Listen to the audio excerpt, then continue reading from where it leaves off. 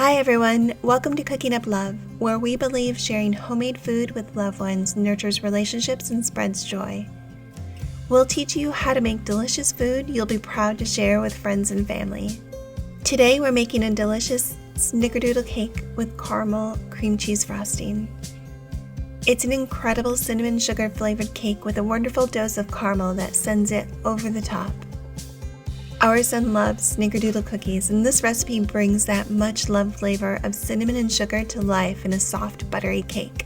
He's an even bigger caramel fan, and so for his birthday, we've decided to surprise him with a caramel snickerdoodle cake with caramel cream cheese frosting. This is a fluffy, light, simple cake that will please even the most sophisticated cake lovers. This recipe starts with a box of yellow cake mix, and we're going to add a few things to make this an incredible cake. To the yellow cake mix, add 8 tablespoons of unsalted butter melted, 3 large eggs, 1 cup of sour cream,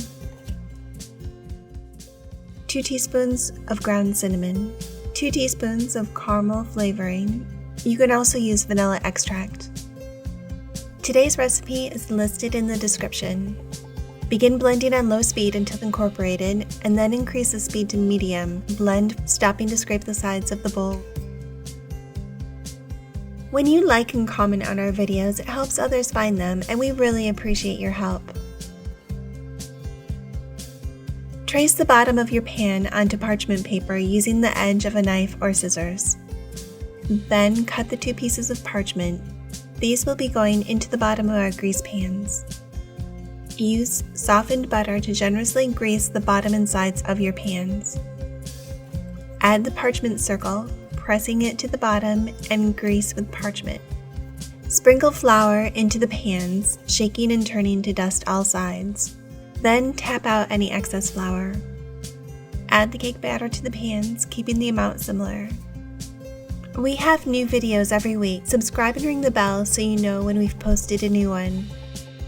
Push the batter to the sides and smooth the top.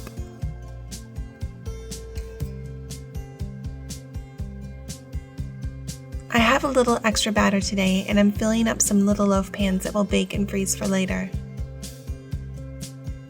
Bake the cakes at 350 degrees for about 30 minutes. The cakes will be golden brown and spring back when lightly pressed, and a toothpick will come out clean. Remove the pans from the oven and cool on wire racks for about 10 minutes. Then invert the cakes and allow to cool completely, about 30 minutes.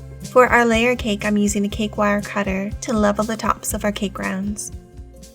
If you haven't used one before, they're adjustable and super handy for trimming and making matching layers. Now for the frosting. It's really important for the cream cheese and butter to be at room temperature before we start blending. If you need to soften yours, place in a glass bowl and microwave for about 20 or 30 seconds. For the caramel snickerdoodle frosting, combine 8 ounces of softened cream cheese and 8 tablespoons of softened butter. Blend on medium speed for about a minute. Scrape the sides of the bowl and then add 3 cups of powdered sugar and 1 teaspoon of caramel flavoring.